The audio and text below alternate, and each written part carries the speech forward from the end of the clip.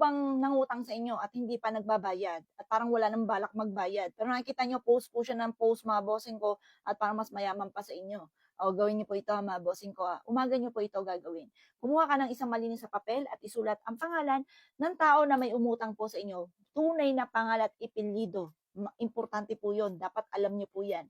Kaya magpapautang ka, alamin mo muna ang kanyang tunay na pangalan at ipelyido. At pagkatapos mga bossing, kumuha po kayo ng sile na pulang-pula, siling labuyo, pulang-pula. At balutin niyo po ito mga bossing. At pagkatapos, sunugin niyo po ito na nakaharap ka sa liwanag ng sinag ng araw. Mababalisa po yan. Magbabayad po yan sa inyo mga bossing. O paano mga bossing? Good luck po sa inyo po lahat. Huwag niyo po yan pagsasabi kahit kanino. Kasi once may nakalam po niyan, lalo na yung taong nangutang sa inyo, kukontrahin po yan, lalo may alam din po yan.